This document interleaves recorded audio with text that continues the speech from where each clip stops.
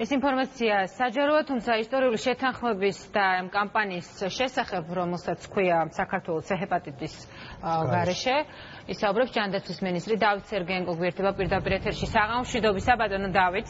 საღამომშვიდობის. საღამომშვიდობის. ბატონო დავით, საქართველოს ჰეპატიტის გარეშე ჩვენ გვაინტერესებს ბევრად უკვე ცნობილია ეს ერთგვარი სლოგანია, თუმცა რამდენად სისრულეში მოყვანა შეუძლია საქართველოს აი ამ დაპირების, რამდენად არის ეს შესაძლებელი და რა პერიოდში?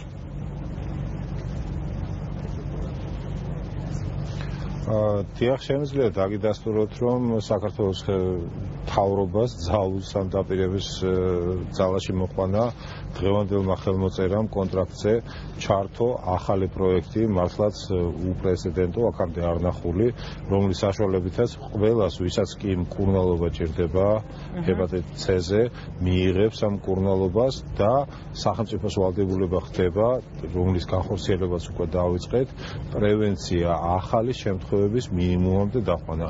პროექტის საბოლოო მიზანი არის, რომ რამოდენიმე წელიწადში წინასწარი შეფასებით ეს იქნება 3-5 წელიწადი, რომ მინიმუმამდე იყოს დაყვანილი ახალი შემთხვევების აღმოცენება, ყველას, ვისაც მკურნალობა ჭირდება, მიიღოს ეს მკურნალობა და საქართველოში C-ჰეპატიტი, რომელიც ახლა მიეკუთვნება უკიდურესად გავრცელებულ დაავადებას, გახდეს იშვიათი დაავადება.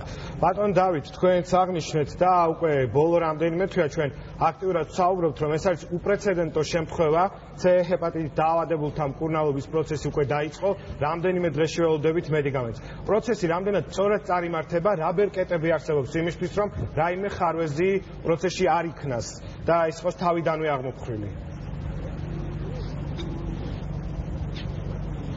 იმისათვის, რომ საქართველოს შერჩეული იყო ამ პროგრამის, ასე ვთქვათ, სანიმუშო მოდელად, საჭირო იყო რამოდენიმე კომპონენტის საკმაყოფილება. პირველი ეს იყო სტაბილური პოლიტიკური სიტუაცია, მეორე ეს იყო ქვეყანაში არსებული კლინიკური და სამეცნიერო პოტენციალის მაღალი დონე, მესამე ეს იყო მთავრობის სტაბილური პრიორიტეტიზაცია, რომ ჯანმრთელობა, მისი ქვეყნის მოქალაქეების ჯანმრთელობა არის მისი პირველი პრიორიტეტი და ასევე ქვეყნის მთავრობის მზადყოფნა იმისათვის, რომ დაიფარა ის ხარჯები, რაც არ დაიფარებოდა პროგრამის მიმდინარეობის გამო. თითო მედიკამენტი, რომელიც მსოფლიო ბაზარზე არის ალბათ ყველაზე უფრო ძვირი, ერთი სამკურნალო კურსის ფასი ვარირებს 80-დან 100,000 ამერიკულ დოლარამდე, საქართველოს მოქალაქეებისთვის იქნება უფასო, ისევე როგორც საქართველოს მთავრობისთვის იქნება უფასო, რამდენადაც ეს არის საჩუქარი კომპანია გილეადისგან და საქართველოს მთავრობის ამოცანა ხდება, რომ უზრუნველყოს პირველი პრევენცია ახალი შემთხვევების აღმოცენების მინიმუმამდე დაყვანა, მეორე უზრუნველყოს აქამდე არსებული დაავადების სტიგმატიზაცია, როდესაც ადამიანები სხვენოდათ და ერიდებოდათ ამ დაავადებების შესახებ თქმა. ეს არის ის სამაგალითო მოდელი, რომელიც საბოლოო ჯამში მე ვფიქრობ, რომ გახდება სახელმწიფო სხვა ქვეყნებისათვის.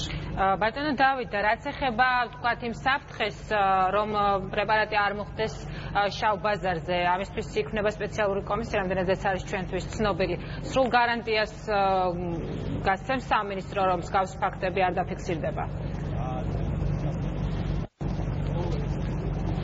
ეს იყო ერთ-ერთი ფაქტორი უსაფრთხოება წამლის არალეგალური გადაყიდვის, რომელზეც ჩვენ თავიდან გვქონდა ძალიან ესეთი მკაცრი მიდგომა, რომ ამ პრეპარატზე განხორციელებული იყო იგივე მოდელი, რაც დაუშვათ მეტადონის ჩანაცვლების შემთხვევაში, რაც ნიშნავს, რომ ყოველ ჯერზე, ყოველ დღე პაციენტი უნდა მისულიყო და ვიდეო კონტროლის ქვეშ მიიღო ეს ტაბლეტი და ხელზე ვერ გავატანით ვერაფერს.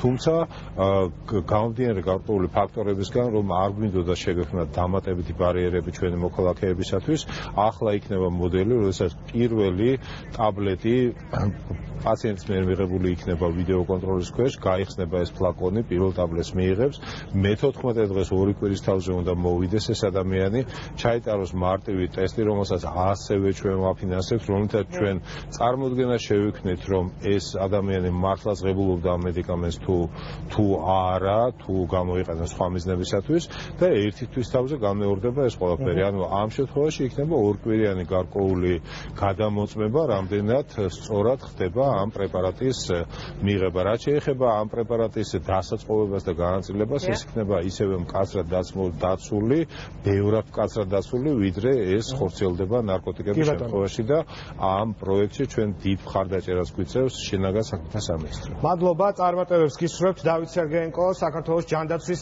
მინისტრი პასუხობდა ცხრიანი შეკითხვაზე.